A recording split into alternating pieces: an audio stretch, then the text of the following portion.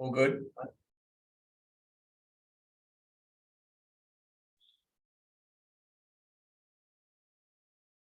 Well, hello and welcome to the Institute of Managers and Leaders, Australia and New Zealand. My name is Sam Bell. I'm the Chief Executive Officer of the Institute, and it's my absolute pleasure to welcome all of our guests here today, our professional members, our corporate members. I know there's organisations around Australia and New Zealand sitting in a boardroom and listening to today's three sessions. We've just enjoyed our first session with Jill. It was absolutely fantastic on how to give feedback to your boss, in which I took a huge amount of notes. And of course, that leads us into our second session with Nick Mills. And in a minute, I will introduce Nick. But I just want to talk a little bit about this topic, managing yourself and your boss in a virtual world. I couldn't think of a topic that hasn't been more requested of the Institute from organisations across Australia and New Zealand than this topic, managing yourself and your boss in a virtual world. We've all had to adapt to this virtual world over the last couple of years. And of course, I think we all are broadly doing it pretty well now because we've had a lot of experience doing it. But of course, there's so many skills, tips and tricks that all of us can use to make ourselves more effective in management and leadership in a virtual world. And Nick's going to talk about that today, and I can't wait. And as I said, organisations, have been requesting this topic a lot. We do a lot of work in-house with organisations on this topic, in particular, getting their people to be more effective in a virtual world, and really a whole of workforce type solution for managing, leading and working in this virtual world. So it's a wonderful topic, and I can't wait to share it with you through Nick.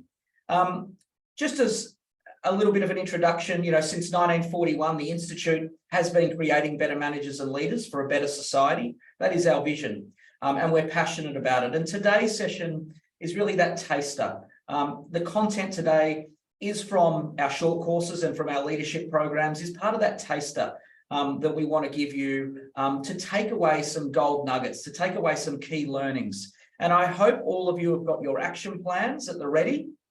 Your action plans here, and Nick's got some really specific questions on that action plan that we really hope you take away and are able to implement some of those gold nuggets you learned today straight back into the workforce, to both change your own behaviour to be more effective, but also to lead and manage others in that, so your organisation ultimately is more effective as well.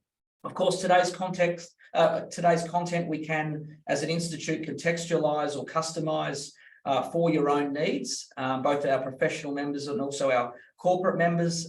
We're happy to work with you in-house on developing your people to be far more effective. And of course, today's topic, managing yourself and your boss in a virtual world. What are the learning outcomes we want to focus on today? So during this session, during this engaging session that I know Nick is a really engaging facilitator, we'll explore the 10 top tips on how you can build a rockstar relationship from afar. The three key learning outcomes we're focused on is tips and tricks for effective communication in a hybrid world, to understand how to develop strong relationships with a remote boss, peers and direct reports, and develop a strong presence through effective engagement techniques. So those are the three learning outcomes that Nick will be delivering on today. And it's wonderful to welcome Nick from the Northern Rivers. And I'm sure that based on the Northern Rivers, Nick is very versed in virtual connections with Sydney, Melbourne, Brisbane, and organisations near and far, and even over to in New Zealand as well. So it's wonderful to have Nick. Nick's an insightful facilitator and coach, and he's dynamic and versatile, and consistently asked back by clients for his winning delivery. And I'm sure you'll all experience that today. As well as a bachelor and master's degree in adult education, Nick also holds an advanced diploma in the neuroscience of leadership. The brain-based coaching is effective to assist leaders to more quickly and effectively understand the impact of theirs and others' behaviours. And it's so powerful in today's world, particularly in this virtual world. And I know Nick wants to share those insights with you. So Without further ado, I will throw over to Nick. Just before that, actually, it was remiss of me to forget Q&A. So there will be time for questions and answers at the end. So please, during the session, if you've got questions, jot them down or throw them straight into the chat box, straight into the question and answer box. And we will get time to go through those at the end and ask Nick some of those key and burning questions you've got from today's session. So once again, thank you for joining us. Over to you, Nick. Thank you for that rousing introduction, Sam. That was very kind, and some superlatives and adjectives there that I haven't heard for quite a while, so I better deliver. Thank you so much for coming along to my little seminar today, everybody, on managing yourself and your boss. This is a topic that pretty much most managers, most leaders, and most people working from home have either struggled with, had questions around, or have really delved into how to make this work. Given that work from home, given that work from anywhere is a reality that's here to stay, how do we make this something that is more effective, more productive, but also increases, what we call the social capital for people, but still helps us to be productive at home, as well as having those really, really sticky workplace relationships. So I've been working from home and working virtually and working in a hybrid environment for approximately 14 years now. So the sea change and tree change that everybody did during COVID, we actually did in 2009. So this is something that I've been really interested in for many years, as well as being a leadership facilitator. I'm also a grad student, and my sort of postgrad studies are into how leadership for people from marginalized backgrounds translates in things like finance and professional services and legal industries, because I'm really interested in workplace relationships and sort of what's under the hood of those. So I really hope that you enjoy what we talk about today. There's 10 tips that we're going to go through today, and I'll get to those in just a moment. Some of them are really simple and practical, and some of them are a couple of little activities that you can do that I actually do on a regular basis that I have found incredibly helpful from a productivity perspective. But really what we want to focus on today is this concept of social capital, this sort of glue that holds relationships together, both from how we share information, how we share resources and pool resources, but also how we increase productivity and move towards shared goals from a workplace perspective. And I talk to many people in my role, because most of the work that I do facilitation wise is still virtual, which is great for me because I live regionally, but I still enjoy getting in and doing face-to-face sessions, because there's just something that you can't get from a virtual environment. And one of the things that we're going to get into shortly is just some of the tricks that our brain plays on us when we don't have the full 3D visual of somebody in front of us giving all of their body language, all of their voice and tone cues, as well as the words that they use. So social capital is a real thing that we're going to focus on today. So as I said, the first 5 tips are around how you manage yourself a little bit more effectively at home. Many people tell me that they're more productive at home. Just as many people also tell me how they hate working from home because they get easily distracted. And people that don't work from home, interestingly, often ask me how I manage to do it and tell me things like, oh, I'd be too busy doing the washing or whatever whilst I'm at home. And I always say that when you work from home, it's not a binary decision. You can actually get a lot of stuff done and still be productive. But it's how do we manage that in a way that keeps us productive, but also keeps us sort of sticky and close, those relationships that we need to have at work. So the first 5 tips that we're going to have this morning are really about how you manage you and yourself. And the second ones are more about us and relationships in workplace. I'm going to cover off the concept of what's called spatiality today. And spatiality is a term that's been used for many, many years from a geography and an architecture perspective, but it's only recently started to be talked about from a sociology perspective. And it's really about the study of how space impacts things like our access to resource, relationships, interactions, and how we act. And that, my friends, has a huge impact when you're working from home and sitting in your office or sitting in your bedroom on your laptop, and your boss or your manager needs to give you constructive feedback. Now, Sam started off this morning by talking about how there's a huge demand for this kind of content that we're about to go through, or that we are going through this morning. The biggest increase in training that I've had over the last 3 years since the advent of COVID and working from home has been having challenging conversations virtually, because managers are struggling to find words and struggling to be able to give feedback effectively. But consequently, that also impacts how people are actually taking feedback at home and in their own space. And we haven't really thought about it from this perspective in a lot of detail yet. So I hope that you find some practical tips in this that you like. Okay, enough talking, let's begin. Tip number, and again, some of these are super simple and I won't spend a huge amount of time on them, but a couple of them I think are a little bit more interesting and probably need a bit more delving into. So we'll see how we go. Tip number one is to overhaul your work from home space. And that might seem super simple, but what we know from emotional intelligence research is that one of the 4 ways that we can build resilience is, as well as relationship health, physical health, and as well as headspace health, environmental health is also one of the things that actually can help to improve our emotional intelligence and therefore our resilience. And I regularly update and refresh my home office. If I look back over the last 14 years of this space, it's had different paint jobs, it's been formatted differently, I've moved furniture around, and I've done lots and lots of work over it just to keep it fresh and to keep it interesting, but also to understand that this is my space that I work in. And therefore I need to have some sense of control and a semblance of this is a pleasant space to come into. And for some people, for some people who work from home, they don't necessarily have that luxury, particularly if they're sharing, apartments or they're working out of their room. So think about some of those simple things that you can do. And, there's lots of things that come from Genos research that talks about it, but making sure that you're focusing on appropriate work hours, thinking about how you do structure things like your email times and your call times, and also how you play things like your virtual meetings. And that's something that we're going to get into shortly. But also it's down to something as simple as reorganizing your work area. And, my luxury is I buy those expensive Byron Bay candles and I burn those because, again, it's a sense of control. Tip number 2 is around managing state. There's lots and lots of research out there that says that when people are working from home, there's a sense of social anxiety and a social isolation that we get, that sometimes we're very, very aware of, and sometimes we don't even realize it's happening.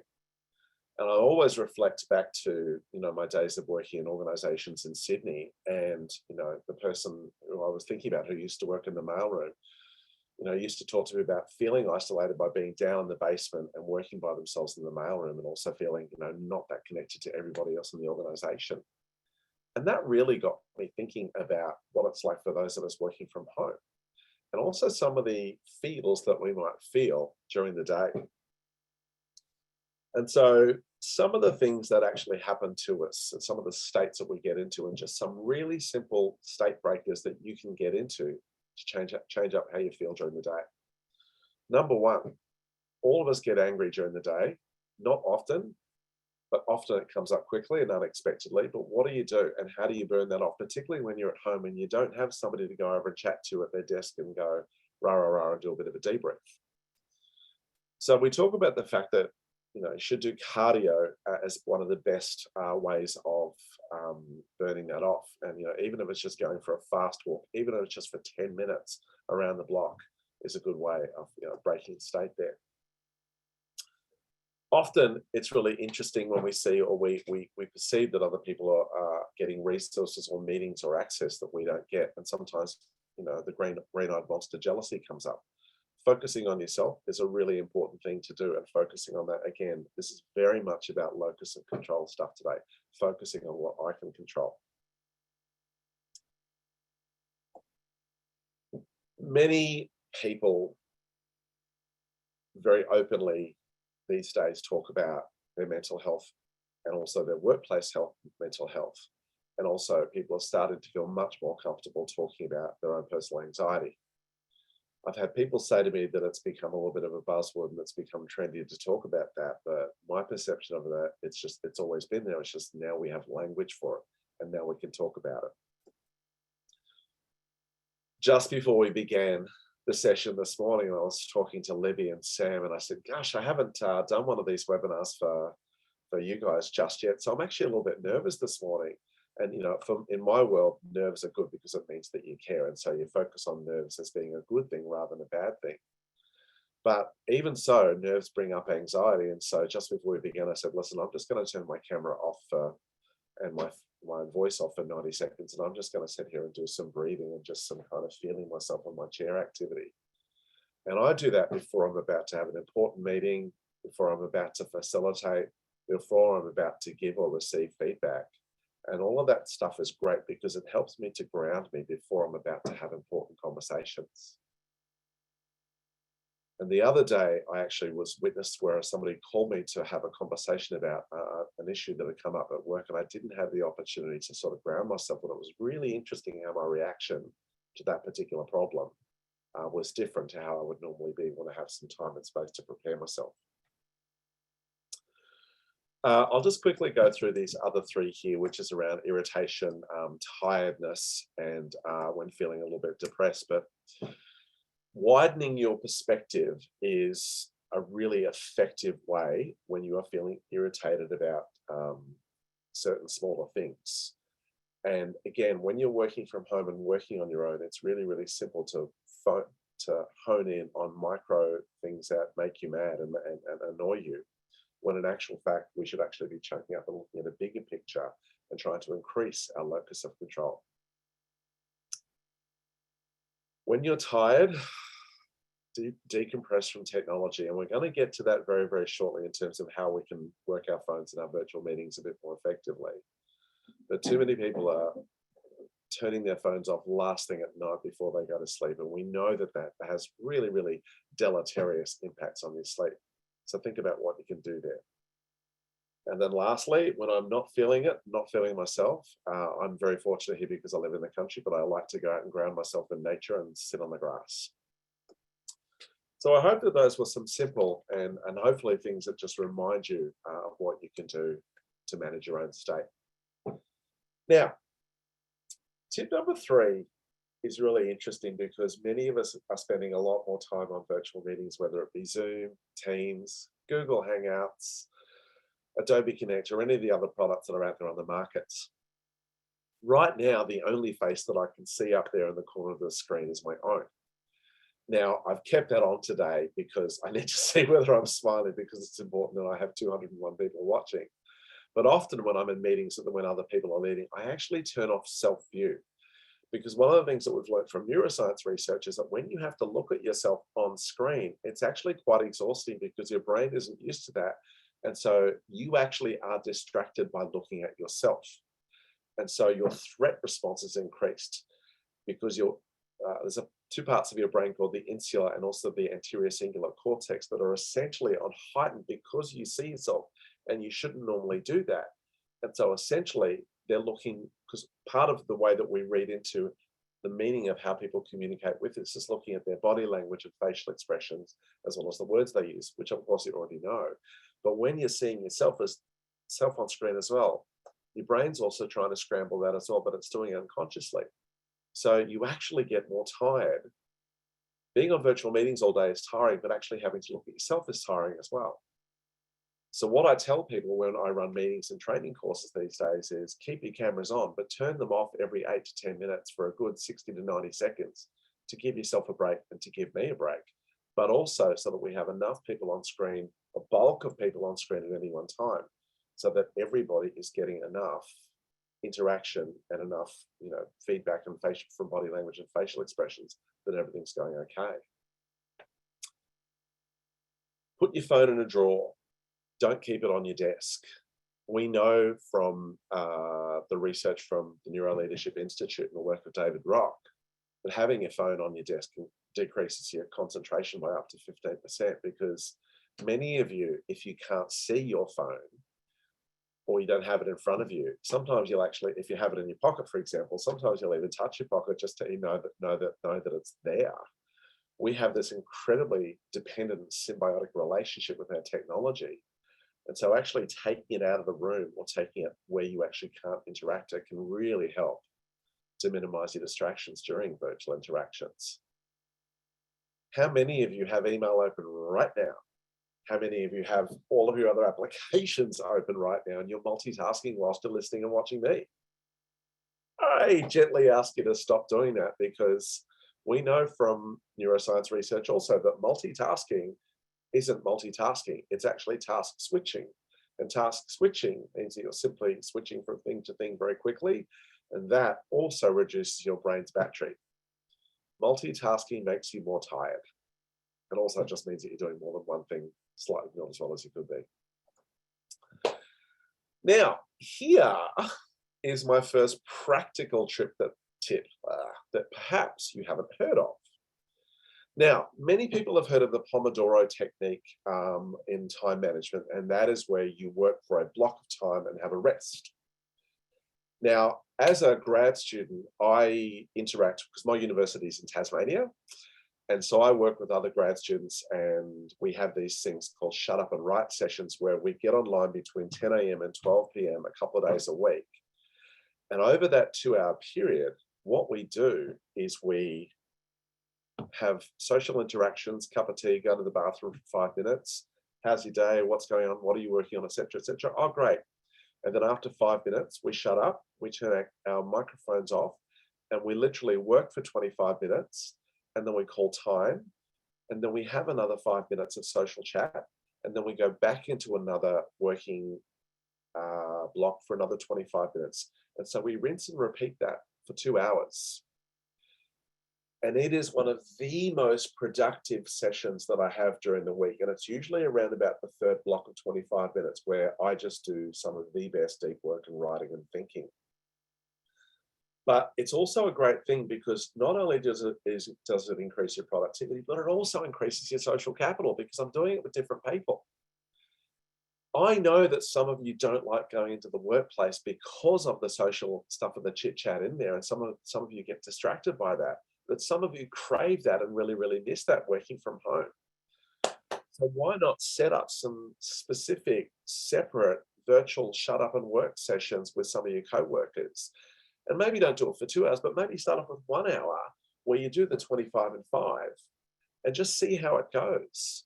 You'll be amazed at A, how much more productive you'll be, but also how much more friendly and social you'll get by doing it. Trust me, I've been doing this for about 12 months and it works a treat. In fact, I'm missing a shut up and write session today, guys, to do this. So just letting you know. Okay, last tip for Manage You. And this is about communicating your schedule and also communicating your wins to your one-up manager or to your boss. Again, from neuroscience research, the work of Matt Lieberman, the work of David Rock, the work of many authors, we know that we are never as transparent as we think we are, and we never communicate as much as we think we have. And so our brain plays tricks on us thinking that we have communicated more than we have with our managers. So before your one-on-ones, communicate your own feedback and self-feedback about, how you think you are going this week. Before you sit down to have that one-on-one with your manager, send all your self-feedback through first and really get into some detail there just to demonstrate that you're really thinking about this as well. Big up your wins. Now, for some of us, we're very comfortable doing that. For some of us, we're very uncomfortable doing that. But when you are working from home, it's much harder to sort of develop that social capital, which is what we're going to get into shortly. And so these are ways that you can actually do that. Be very, very clear about what you're doing in your schedule, and also be very, very clear about timings around what you're doing within your schedule. So I hope you find that useful. And if you're already doing that, congrats and kudos to you. If there's something in there that you think that you can use, I hope it's helpful. All right, tip number 6. Get there early, stay there late. Now, I temper this with the fact that many of you are on a lot of meetings virtually during the day. And some of you are on back-to-back meetings. And even though you complain about being on back-to-back meetings, trust me, there's a part of you that's actually feeling sated that you are wanted, needed, and validated and busy.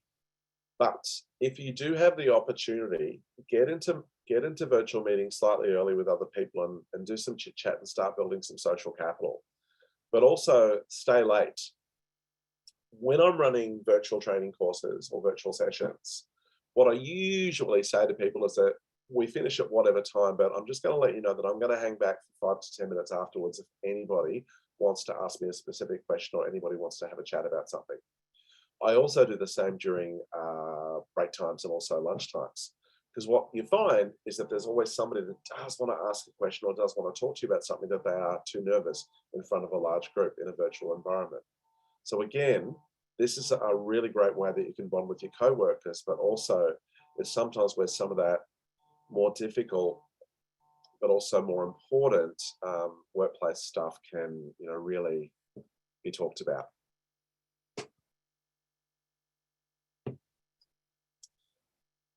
Okay. What are we up to? We're up to tip number 7. Spatiality. This is something that I've started to get into recently as part of my grad research, because I'm very interested in the impact of working from home and what that does to our one-on-one relationships with our immediate manager. As I intimated before, most of the increase in work that I've had, I do many courses, but one of the biggest increase has been having challenging and difficult conversations virtually or with your boss. And spatiality comes from architecture and geography, but from a sociology perspective, it's the effect of space on actions, interactions, entities, and theories. But that also means it's the impact on relationships as well. And it impacts our sense of place. Now, before a lot of us started working from home, we would go into a meeting room to have a one-on-one chat with our boss, or we'd sit in the car and do it, or we'd do it at our desk, or we'd have a space to go and do it. And therefore, our brain is primed for that. But if I'm sitting at home working in my office or in my bedroom or at my dining table, and my boss wants to give me some constructive and critical feedback, then there's a whole other level of complexity and social complexity that comes with that, because essentially you're coming into my house to give me that feedback and tell me what I'm doing wrong. And unconsciously, we actually arc up and experience more threat because of that. But the duality of that, it's not just us that are receiving feedback that also are on heightened impact because of the sense of spatiality. We also know that managers and leaders are more trepidatious, they're more timid, they're a little bit more scared about giving feedback to people virtually. They're more scared about backlash, and they're more cautious about how messages land. Now, one of the things that happened is when two people come together, two brains come together and they interact, and one person's feeling threatened and is feeling heightened emotions, it's very, very easy for that other person's brain to feel threatened and heightened emotions as well. And so, that can heighten, and that can also really increase. And so there's a lot of different factors that are happening here when we think about it. So and also we know that from research that, and again, if I keep saying from research, but if you're really interested in learning the CISEs and some of the links, please get back to me or get back to IML afterwards, and we can send some stuff through there. But we know that workers are increase what's called negativity bias working from home. And therefore, if I've got increased negativity bias, I'm more likely to perceive and over amplify critical or constructive feedback as a bit of a shellacking. So I think that there's lots and lots and lots of things that we can do with that. If I think back to my work in things like change management, restructures have a big impact on people, but some of the biggest change management initiatives that I was involved in that really surprised me by the resistance was moving around offices, but also hot desking and people losing their sense of place in the office. So in that respect, it actually makes perfect sense that spatiality is going to impact our reaction to feedback.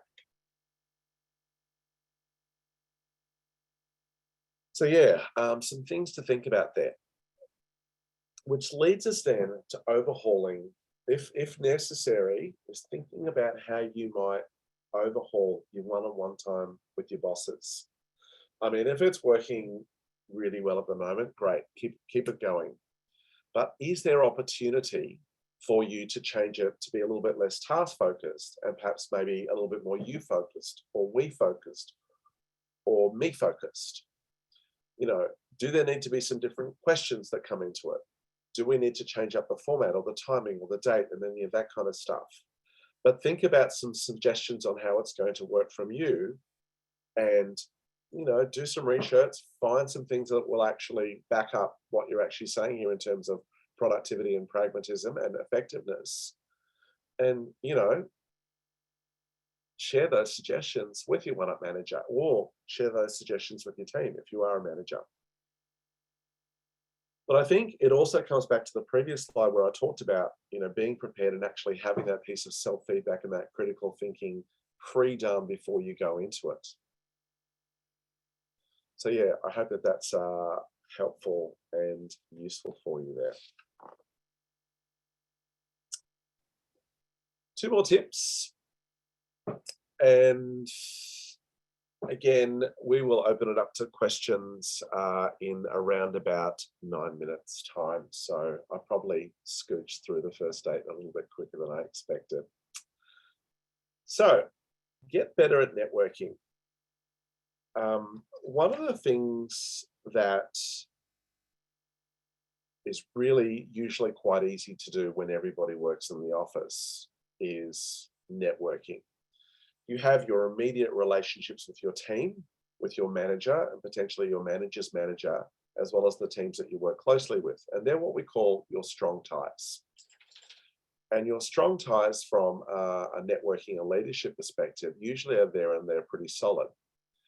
But we know from the work of Ken Thompson, and if you haven't seen Ken Thompson's TED Talk on how to build effective teams, I really suggest that you watch it. He's not a particularly dynamic speaker, but there's not a wasted word in his TED Talk.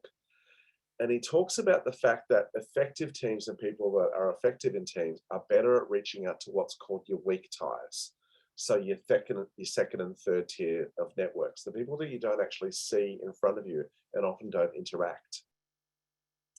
Not only is this an effective networking technique in your current place of employment in your current role, but it's also some strategic networking from a career perspective. It's hence why people post so much content about what they're doing on LinkedIn, for example. I have certainly moderated my use of LinkedIn in the last couple of years. I used to post a lot of content, and these days I'm a little bit less. But again, that's because I'm looking less for work these days, and I'm more about posting quality content that really, really interests me. But reach out to your second and third tiers of networks, the people that you haven't spoken to for a long time that might actually be really, really helpful for you. But also, it's often there where you learn some of the gossip and also some of the things that are going on that perhaps you may not have heard about. I had a Zoom meeting on Friday with my manager from 27 years ago. She was the first person to give me my first break in training, and I did a secondment with her for about 3 months, and I've been eternally grateful for that. And so we were on the phone on Friday talking specifically about both of our research, because we're both doing doctorates at the moment. But during the meeting, it turns out that she also does a whole bunch of podcasts and business TV with these 2 people, including one that I actually really, really admire. So she's managed to get me 2 introductions to get on and do some podcast speaking about this kind of content. And again, it's reaching out to old colleagues and old connections, and also those ones that you don't see often, that can actually be some of the most effective ways of networking. Now, that's to help you, but this is also something that you can do from an altruistic perspective, and that is reach out to other people, those second and third tier networks, those weak ties, to see what you can do for them. And during COVID, I was often doing it leading up to COVID, but absolutely during COVID, I was often reaching out to people that I hadn't seen or spoken to for a long time, just going, hey, how you going? Saw this article on this website that you might like, or blah, blah, blah, you're still working in this industry. I noticed such and such is going on. How's this? And it was just a really, really interesting thing to do. And particularly it started some really lovely, lovely conversations. And in a couple of cases, it actually led to, some action that needed to happen for two of those people. But the point was, it was just really lovely to go out there and connect with other people and get that thank you for reaching and connecting with me. It's actually been really, really helpful. So we need to get a little bit clever at networking and reach out to some people that we don't deal with often. Yes, Ken Thompson, Mustafa. Yes, sorry about that. Tip number 10. This one might be a little bit controversial. Some of you on this webinar today are managers and leaders who are struggling to get people back into the office. Some of you on this webinar are people who are working from home and really don't want to go back to the office. Some of you are on the spectrum in between those two examples that I just gave. And we have learnt since COVID that we are just as productive as working from home, and often people are more productive. But that also means that our boundaries are often blurred. And so, as leaders, we also need to set example for people around, what are appropriate email hours, what are appropriate hours to be in contact. But getting into the office a little bit more than you think is probably a useful thing to do, not just from a social capital perspective, but also from a sort of broader societal perspective. Because if we look at the greater good, organizations, whether you're a bank, whether you're a mining company, whether you're an NDIS provider, whether you're an aged care facility, or whether you're a small business that does retail, organizations are people. An organization is essentially made up of a group of people that collectively do something. And so when we get into the office, we know that productivity goes up and networking and relationship building opportunities are built statistically slightly faster. The productivity goes up for certain people, but down for some, but productivity collectively does go up. But we also need to understand and remember that even though working from home suits us, it's not just about us working from home. We actually are part of an organization, and it's also part of the greater good for that particular organization. And again, I'm getting into some kind of neoliberal concepts here, and some people might be quite challenged by this, but we need to think about how often it is appropriate to come into the office. But at the same time, we also need to give people a reason to come into the office. Because I know somebody who lives 4 hours away from her office, and she went into the office last week because she goes in once a month, or once a fortnight, 2 days per month. And so she does the long commute on trains to go in there. And then last week, one day she went in, there was literally nobody in her team there and nobody from the sales team there. And she said to me, Nick, what was the point of me coming in? And I'm like, that's a really fair call. So yes, we need to get people back into the office a little bit more. At the same time, giving them the freedom and flexibility to work from home as much, whether that be 2 days, 3 days, or whatever, or 4 days. But we need to understand and give people a reason to come in a network. So we need to be a bit clever around coordinating so that when people do come in, they feel like it was valuable, not just for them, but for other people as well. And that's not easy. That's a challenge that workplaces are going to have to solve and will continue to struggle with for a while. And I don't necessarily really have an answer on how we can do that, but just know that we need to do that. I did a conference on the Gold Coast about 5 weeks ago for a firm of accountants, 90 accountants. And one of the partners actually got up and said that, it's not just about you. We do need to get back into the office. And when I initially heard what he was talking about, I was like, oh, that sounds a bit, company focused. But the way that he spoke about it was really impassioned. He's like, I want to see my team. I want you to come in, because it's not just the fact that, I want you in the office so I can see what you're doing. That's not what it's about at all. I employed you because I like you. I want to see you from time to time. I want to see your face. And so, yeah, it was quite a lovely thing to hear, because he really came at it from a very humanistic, altruistic perspective. So yeah, get into the office, kids. It's not just about you. Okay, so there are my 10 tips. Oh my goodness gracious me, apologies for the inappropriate full stop in line 1 there. Overhaul your work from home space. Think about what you can do to manage yours and other people's states. So those tips around, for example, do some cardio when you're a bit angry. These aren't just for you. If you see somebody else or you suspect somebody else is doing it, make some helpful suggestions. Minimize your distractions during virtual interactions. Engage in some shut up and work sessions. And I hope you really liked that one, because that's kind of my favorite. Communicate your schedule. Big up your wins. Get to meetings early, stay a bit later, build some capital, and really think about the impact on spatiality and how it has on people's sense of place and sense of self, and what you can do about that to make feedback a bit more humanistic, a bit more positive versus all negative. Look at your one-on-ones with the boss. If it's not working, overhaul it.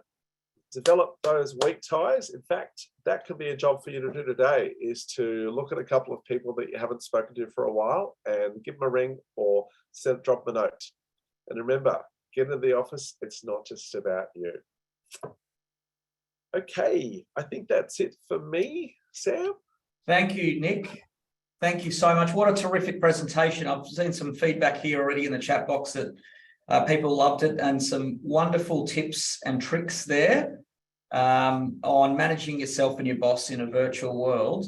If there's any questions, please send them through the question box. I will start with one here, Nick, which related to your favorite point, which was about what is an ideal time, length for the shut up and work sessions. Yeah, great question. So the ideal time is 2 hours with 4 25-minute work blocks and 4 5-minute social blocks. 5 minutes of social, 25 minutes of work, and rinse and repeat. And the reason why I say 2 hours is because it's usually by the 3rd session, after the first hour, where your brain really gets into the rhythm. And your first 25 minutes, you'll be a bit productive. Your second 25 minutes, you'll be quite productive. But sessions 3 and 4, your thinking really, really changes. It's quite dramatic, the impact. Excellent feedback, Nick. I know a lot of our staff utilize that here, actually, and they put it on their availability is I think they call it think time or work time, or I can't remember what the term is, but it is used quite widely, and it's actually very informative to know that is their time to focus. So if I could just interrupt there for a moment. Yeah. Marlene has just put in a really lovely comment in the chat box there saying, vary the schedule so that you're accommodating everyone's productivity. That's a wonderful comment, Marlene. Sorry, back to you, Sam. And I see Lauren's there purchasing candles as you speak, Nick. So you've obviously rubbed off on you. Oh, there you go. Just from my perspective, how do you see? I encourage our staff to use our Teams channel a lot. The instant communication piece to share. Particularly managers sharing things about their teams that not necessarily, if we're working virtually, we actually don't know how other teams are performing or what other teams are doing, or recognizing the staff in those teams. How important do you see those sorts of communication channels in a virtual world? So I've got a couple of different thoughts around that interesting observation, Sam. First up, if we look at it just from a purely systems-based perspective, any system is only good as the data you put into it. And so it's only good if everybody uses it and uses it to its effect. Secondly, if it does do that, I think that it can be a really effective and credible tool. My only concern with it is just the longer term privacy and digital footprint perspective of it, which may inhibit some people feeling like they want to do that kind of stuff. Yeah, thanks, Nick. Yeah, well, I certainly I agree with you in that fact, in terms of, there's the people that love using it, and there's obviously people who are less inclined to use it due to a number of those factors. But from my perspective, I love hearing, like for me in a virtual world, it's about seeing presence, and about seeing. Otherwise, the business doesn't know, particularly in business units that sit quite separate. For example, the Institute has a migration skills assessment team that sits quite different to our learning and development and our training team. So it's very difficult for them to communicate. So I find it helpful in that regard, but I do take your point, and there's clearly a lot of staff that utilise it, but others that don't. But really important information. Most definitely. One of my other providers that I work for, our virtual learning, our learning and development coordinator is based overseas, and we had never physically met until late last year, and we happened to be in Melbourne on the same day, and so we caught up, and I'll never ever forget the impact of seeing her run towards me and just give me this gigantic hug, just going, "Oh my God, it's so good to finally meet you, because I've been craving this." And I realized then that because I get to see the rest of the team more than she does, that this is even more incredibly important for her. So yeah, it was such a powerful moment, and I felt very blessed. Yeah, and absolutely the beauty of face-to-face, which you talked about, about that presence in the office. And Matt's made a great comment here about the sheer amount of messages. If we're overdoing messages and information coming through, Teams and other instant messaging methods, it can be overwhelming, and often you miss actually really important and critical messages that have been sent. So you've got to control that flow as well. And we should be picking up the phone. Yes. Booking Teams meetings. And I love the suggestion that somebody put in the chat box before about booking 25-minute meetings as well. So whomever that was, shout out to you.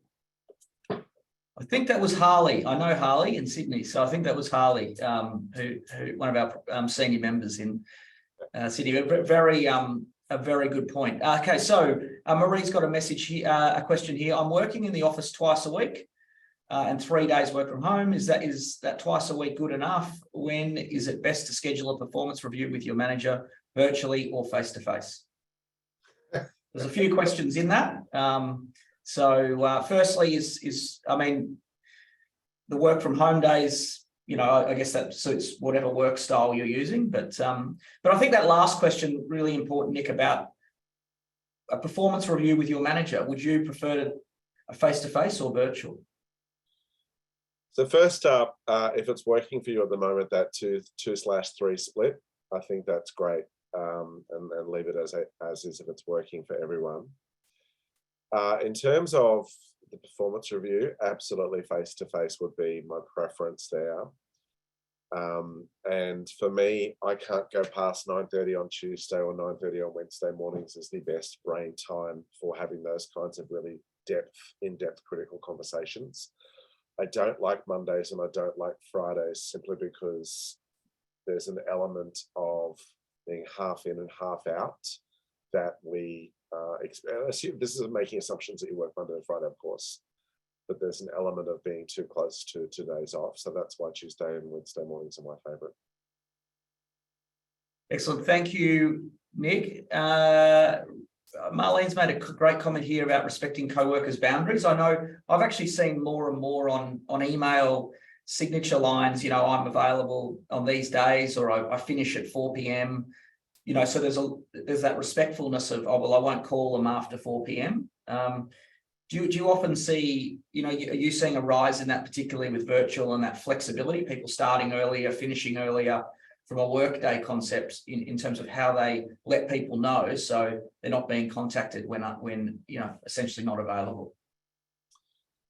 Yeah, it's a great question and also a great observation from that, Marlene. But I guess I temper that those are great suggestions, and I often see people's email signatures saying that even if you got this email from me after hours, please do not feel the need to reply. And I love that. But I know people that take time off during the day because they've got primary caring responsibilities and then do work in the evening after their kids have gone to bed. And so they're actually using flexible hours to work for them. So I think, again, it's more about communicating what I'm actually doing in terms of work hours and why, so that it sort of reduces that sort of ambiguity, because we know that ambiguity is a productivity killer. And Nick, there's a little bit of conversation here, particularly about your last point, getting back in the office, and the fact of, rather than mandating days, is it better to, how do we encourage people to come in? Is it, I know I've used techniques here at the Institute, things like let's do a collaboration. So teams coming together, or the organisation comes into the office together, and we'll do a morning tea or we'll do a lunch. We often do a trivia thing at the end of the day and we raise money for one of the a charity that's close to a staff member's heart. So that we're trying to bring people in to collaborate, but also, there's a good outcome at the end of it. Do you see, how can we, rather than mandating days, what do you think businesses or managers and leaders can do to encourage people to come in? Look, I think that the suggestions and also the things that you're currently doing there, Sam, are pretty much broadly what I would recommend and suggest myself. The bottom line is we need to give, if people are able to work from home and be productive and still be as productive, if not more, from home, then and even though taking aside the spatiality and social capital side of it, we still need to give people a reason to come in. And those reasons don't necessarily always need to be, workplace productivity related. And so all of that kind of stuff that you've suggested there in terms of coming in for specific activities is really, really good. But what it also, because I see lots of people doing it these days, and what it demonstrates is that managers are actually really trying harder to try and build that engagement piece in for people with much more creative ways of doing it. So kudos to you for doing that, because that's the way to do it. You don't have to mandate days. Yeah, thanks, Nick. Yeah, and it's often it can be challenging, but I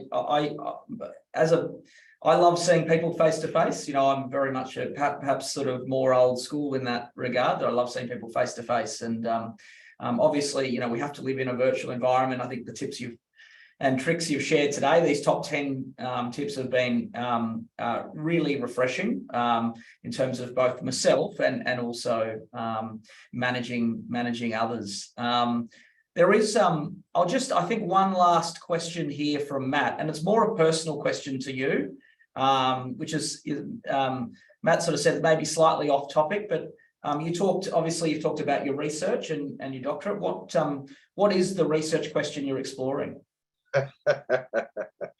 I've just typed an answer to you there, Matt. I don't know whether that went publicly or just to you, but stick around afterwards for a couple of minutes and I can send you a link to what I've been talking about. But essentially my research is into the workplace leadership experiences of people from LGBTQ identified backgrounds in finance, professional services, law firms and banks, and just where you're working in very high stakes environments and what it's like for people who, aren't necessarily the majority, and, how do we create inclusive environments for people to be successful, and, what's happening in that space. Really interesting research, Nick, and well overdue. So that'll be fantastic. And I'm sure we can link you and Matt, up together in terms of you being able to share some of that research as well with him. But look, I think that's brought us to a close. We're pretty much on time, and I just want to thank you, Nick, once again for a wonderful presentation. Some fantastic tips, some gold nuggets. I think all the feedback we've got coming through here from everyone online is so positive, and thanking you for a wonderful presentation. And on behalf of the Institute, thank you for giving your time today to share your knowledge and your skills with us.